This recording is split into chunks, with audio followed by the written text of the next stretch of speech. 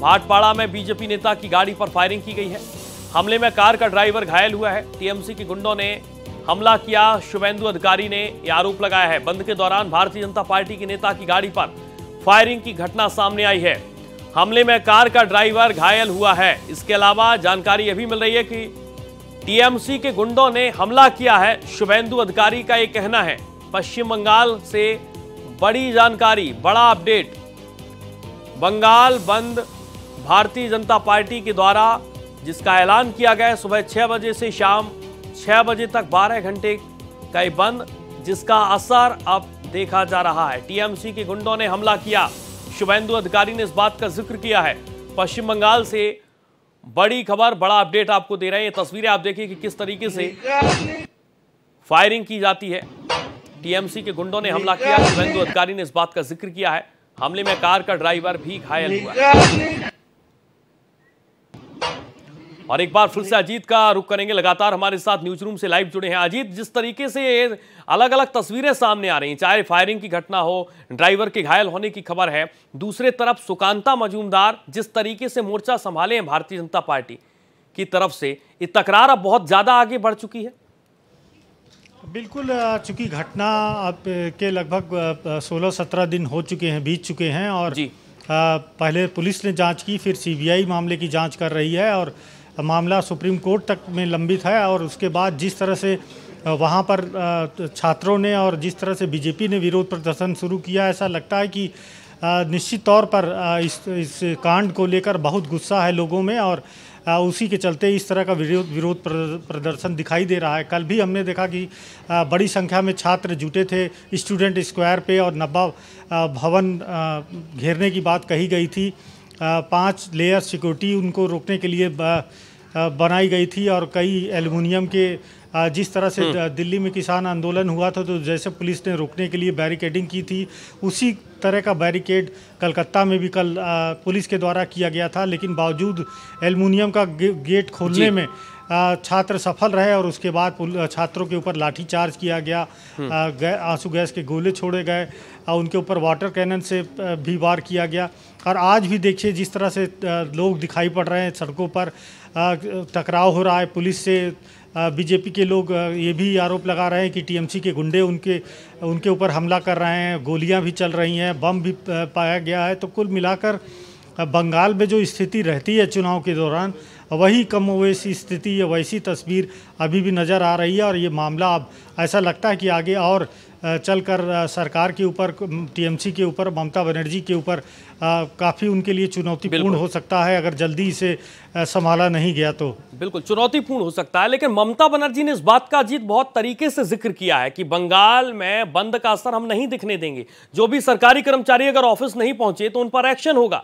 मतलब साफ हमें माने कि एक तरफ पीड़िता बहुत दूर छूट चुकी है, लेकिन अब यहां पर TMC versus Bharatiya Janata party की तस्वीर दिखने लगी है। एक बहुत अलग तस्वीर को अगर हम समझें अजीत। देखिए, हर आदमी का अपना वर्जन होता है और ज़रूर ममता बनर्जी चाहेंगी कि बंद किसी तरह से सफल ना हो, सरकारी कर्मचारी अपने ऑफिसों में जाएं, काम करें। लेकिन बीजेपी ने जिस तरह से वो खुद भी क्लेम कर रही बीजेपी के नेता कि नहीं, बंद पूरी तरह से सफल है और काफ़ी संख्या में लोग शामिल हो रहे हैं। और तस्वीर भी हम देख रहे हैं कि काफ़ी भीड़ दिखाई दे रही है, विरोध चल रहा है। और क्लेम चाहे दोनों पक्ष जिस तरह भी करें, लेकिन इस तरह की घटना के बाद लोगों में गुस्सा जरूर बढ़ रहा है। इसका असर हमने कल भी देखा था, आज भी दिखाई पड़ रहा है और आगे चल के भी हम देखेंगे कि वहाँ पर इस घटना को लेकर विरोध प्रदर्शन चलता रहेगा। जहाँ तक घटना की बात करें तो घटना के 2 सप्ताह से ज़्यादा समय बीत जाने के बाद भी इस मामले को लेकर जिस तरह से विरोध हो रहा है, निश्चित तौर पर सरकार उससे परेशान है, उससे ममता बनर्जी उसको लेकर काफ़ी परेशान है और इसीलिए शायद वो क्लेम कर रहे हैं कि नहीं, बंद में कोई सफल नहीं है। और ये लेकिन दबाव ज़रूर उनके ऊपर दिखाई दे रहा है, टीएमसी के नेताओं के ऊपर दबाव दिखाई दे रहा है, वहाँ की जो कैडर है टीएमसी के उनके ऊपर दिखाई दे रहा है और उसका असर ज़मीन पे दिखाई दे रहा है कि वो जिस तरह से हमले बीजेपी नेताओं के ऊपर किए जा रहे हैं, चाहे वो बम से हो, चाहे वो पिस्तौल से हो, चाहे गोलियां चलाकर। तो इसका असर ज़रूर दिखाई पड़ रहा है कि जो टीएमसी है, जो ममता बनर्जी उनकी सरकार है, उनका प्रशासन है, उसके ऊपर बहुत बड़ा दबाव है। और चूंकि लगातार कल छात्रों का प्रदर्शन रहा, आज बीजेपी का प्रदर्शन है, आगे चलकर और भी शायद पार्टियाँ या और भी लोग इस तरह से विरोध करें, तो उसको लेकर निश्चित तौर पर एक दबाव जरूर बना है टीएमसी के ऊपर, उनके नेताओं के ऊपर।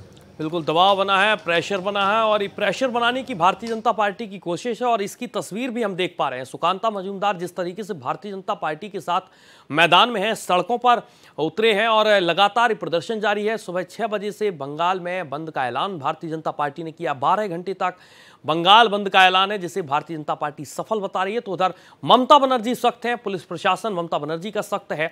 अजीत, आपसे भी समझना चाहेंगे, एक तरफ सीबीआई की पूरी टीम है जो इसको बहुत गहनता के साथ एक एक पॉइंट्स पर बारीकी से जांच कर रही है, दूसरी तरफ टास्क फोर्स है। इन दोनों टीमों के साथ इस केस को किस तरीके से आप बढ़ता हुआ देख पा रहे हैं? क्योंकि तमाम केस आपने देखे हैं, रेप मामले के जो केस हैं उनको और इस वाले केस को।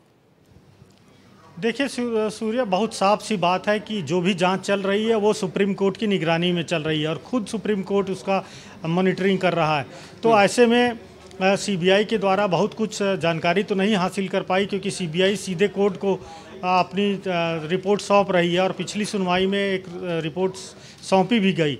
अभी भी जांच चल रही है और आगे जब सुनवाई होगी तो सीबीआई अपनी जांच रिपोर्ट वहां पर सीलबंद लिफाफे में सौंपती है। तो निश्चित तौर पर सूत्रों से कुछ जानकारी मिली कि इस केस में बहुत कुछ ऐसा है जो काफ़ी चौंकाने वाला है, और जिसमें जब शुरू में केस हुआ तो केस रजिस्टर करने में जिस तरह से देरी हुई, पोस्टमार्टम करने में देरी हुई, बॉडी को घर वालों को, उनके परिजनों को देने में देरी की गई, सबूत मिटाने का आरोप है, भीड़ ने वहां पे हमला किया और जो मोटरसाइकिल बाइक यूज़ करता था मुख्य आरोपी संजय राय, वो कोलकाता के पुलिस कमिश्नर के नाम पे रजिस्टर्ड है। तो बहुत कुछ ऐसा है चौंकाने वाला जो इस केस में जब भी खुलासा होगा उसका बहुत असर दिखाई पड़ेगा। लेकिन फिलहाल इतना ही कहा जा सकता है कि इस मामले की सुप्रीम कोर्ट के द्वारा निगरानी की जा रही है और सीबीआई बहुत अच्छे तरह से जांच कर रही है और जल्दी ही इस मामले में खुलासा होने की उम्मीद है। बिल्कुल, बहुत कुछ इस केस में है और जल्द खुलासा होने की हम भी उम्मीद करते हैं। बहुत शुक्रिया, स्पेशल संवाददाता, स्पेशल कॉरेस्पॉन्डेंट अजीत प्रताप जानकारी दे रहे थे।